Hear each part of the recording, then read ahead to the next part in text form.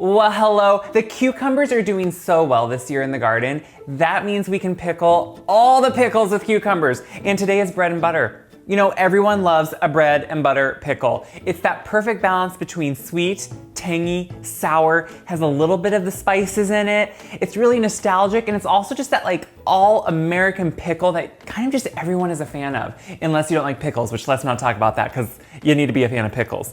So to start, what do? We have lots of cucumbers. So I have my cucumbers and I have most of them sliced up. I'm slicing on some others. Now, I grew up with a mom and grandma who are picky on things, and guess what? I am too. So when I start getting into the middle of a cucumber that has a lot more seed ratio than it does the flesh, I don't necessarily use those. I like to stay with the more narrow ones because they usually will end up giving you less of that seed, which it's more, you know what? You can do anything. It doesn't matter. It's more of a preference for what you like. But also, anytime you were gonna cut up cucumbers, I'm cutting them up fairly thin, probably about a 1/4 inch slice. Again, personal preference. But anytime you're gonna cut this up, you probably see this and you wonder why. I have a lot of ends, butts and ends of the cucumbers. That's because I sliced them off before I cut them. So I slice off about a 1/2 inch on each side maybe. And that's because there's a bitter enzyme that a lot of times can sit right there in the ends. So if you slice it off, it just helps not get that bitterness into your pickle, because who wants a bitter pickle? That's not good. So I'm finishing slicing these up. And again, it doesn't matter the type of cucumber. You can also even do spears if you want to, if you want a different shape.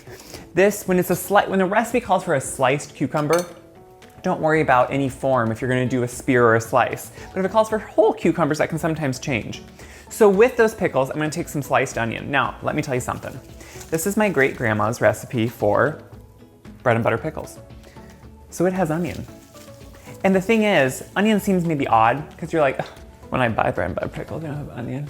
Yeah, they put fake flavorings in, and they have the flavors of things, but you don't always see them because some people are kind of grossed out by it. But guess what? We're gonna have the real flavor here, and it's gonna be delicious. You don't really need to mix those, but I'm going to just slightly. Now what we're gonna do is we're gonna salt them. So sometimes you put cucumbers in a salt water brine. Sometimes you just salt them directly. More, it's kind of like, think of it like a dry brine like I do with meats. I'm gonna salt directly on the cucumbers themselves, and yes, it's a lot of salt. We're sprinkling it all over. And what salt does, and you probably know this, it's gonna actually slowly start mixing with the natural juices of these cucumbers and the onion, and it's gonna start pulling out the excess liquid. That's really what it's gonna help do. It's gonna pull out the excess liquid that we don't need, gonna help retain their crunchiness, gonna also help pull out sometimes some of that bitter enzyme or some of the bitter flavors that can be in them. So what we're gonna do is I'm putting them, you can see, into a colander. It's a large one. I've kind of mixed that salt up into them, which is what you wanna do, because then it's just gonna start working together with them. And no, I'm not gonna leave it directly on my counter, because what's gonna happen over the next few hours, 3 about to be exact, is the salt is gonna be pulling that moisture out, and it's gonna just drip out. So I'm gonna set it in this bowl. In a few hours, you are gonna see that there's gonna be liquid in the bottom. The pickles are gonna be ready, cucumbers, and we're gonna make them into delicious bread and butter pickles. This is exciting, you guys. The cucumbers have sat with salt, and what I'm gonna show you is, look at that. In a few hours, that liquid. So what that is just pulling out that extra moisture in the cucumbers. It's gonna help them stay crunchier.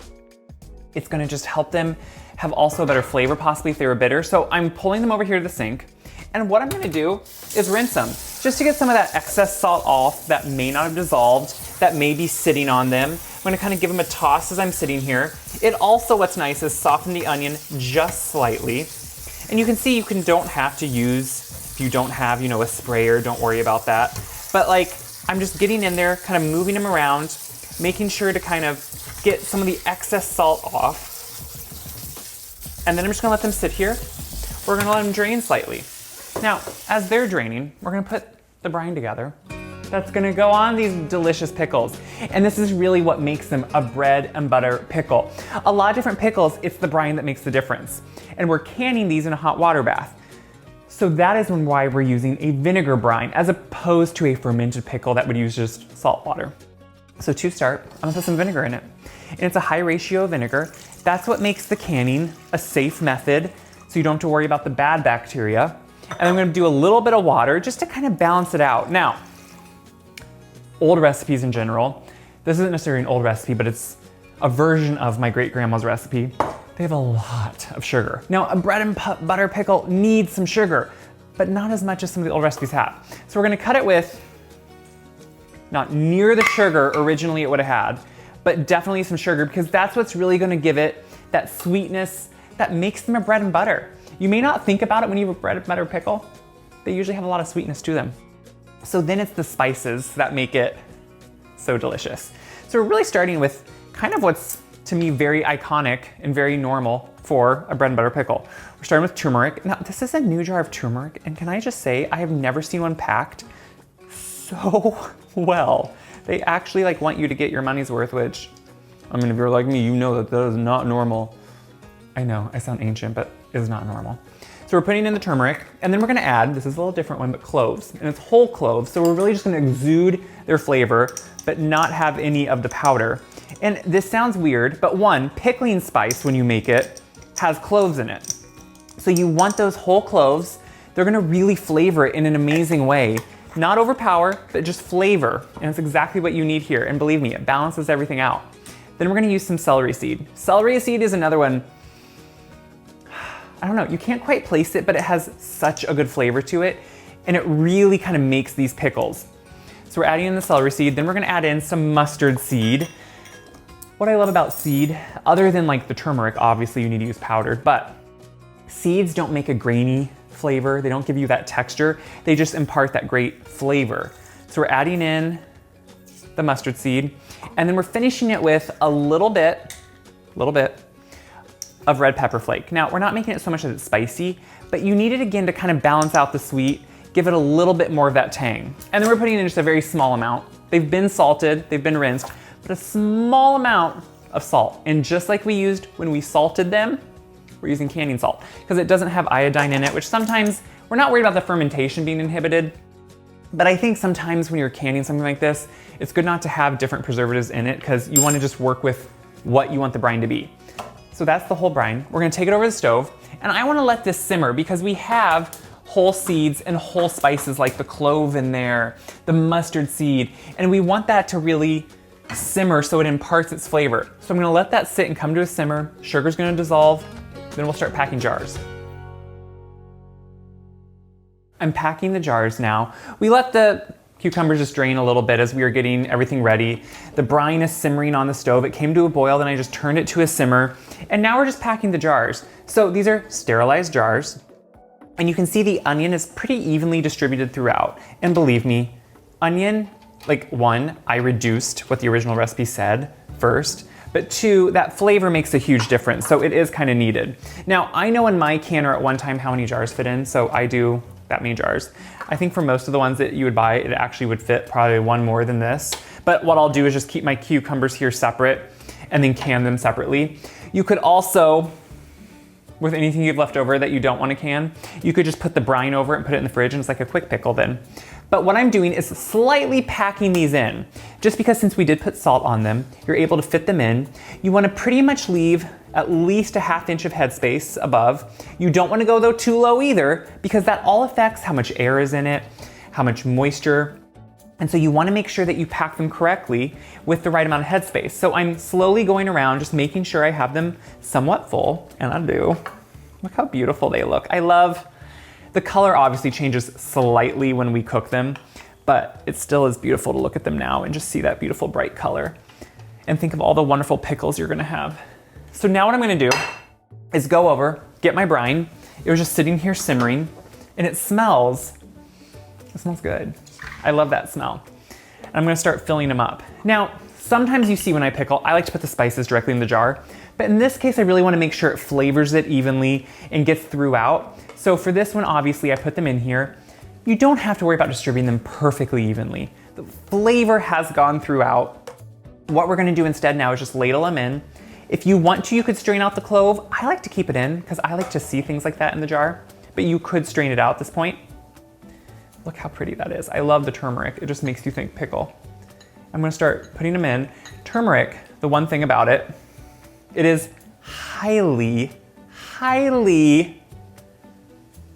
stain. Like it will make anything stain. So you wanna be careful of your counters, your clothing. That's why I do everything on a tray.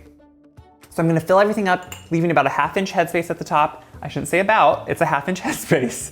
And then I'm gonna move on to the next one. So I'm gonna finish these up. We're gonna get them in the canner. Guys, it's smelling like a pickle factory and it's delicious. You can see I have most of them filled and done. And the one thing you really should do with all pickles or anything you can is get any air bubbles out. So if you look down here, see that right there? That's an air bubble. And that air pocket means it would maybe not can safely because you would have air trapped in there, which could trap in bacteria.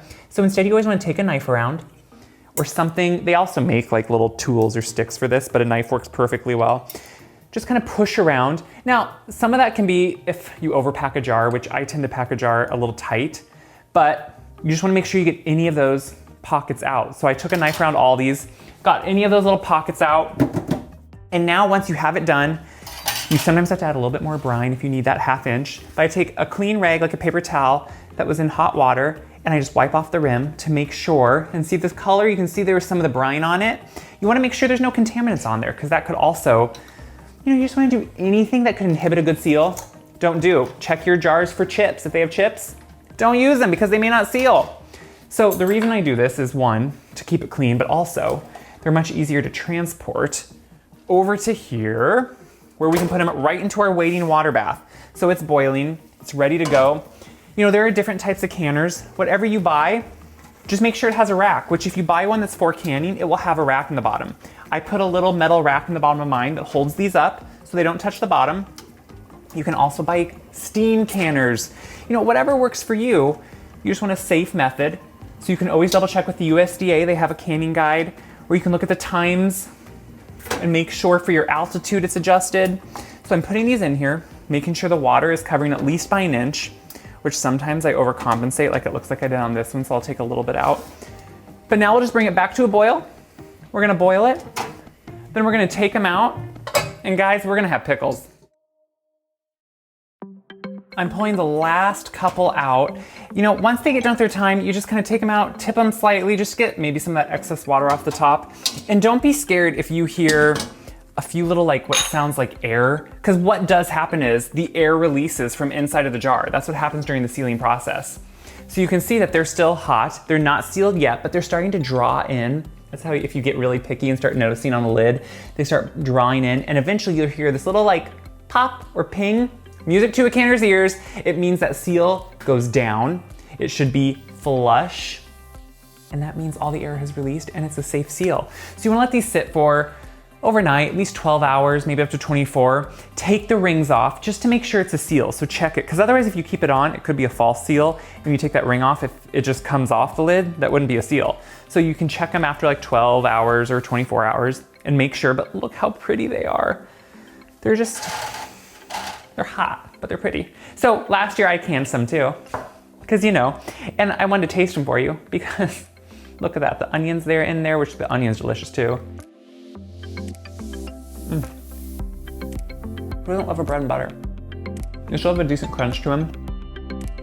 I would say around a year is usually a good shelf life. They'll last longer, but they could start getting a little bit softer, could get a little darker in color. I usually try to keep mine about at least, up to a year and then really start using them. The flavor's great. It has that iconic bread and butter flavor. You don't notice each individual spice like the clove or the celery seed, but it just comes together and makes that great kind of sweet, sour, tangy pickle. It's delicious. So what do I hope you do? I hope you make pickles, but I hope you also share this video around. That helps me so much, but it helps everyone see that this is so doable. If I can do this, I know everyone can do this because canning can be that easy. So check my website, wiseguy.com, for this recipe, all my other recipes. And follow me on social media because that's where I'm giving stories saying what I'm doing on a daily basis and what my life is like here on the farm. So check it out, make some pickles, enjoy them because look at them. It just makes you feel good.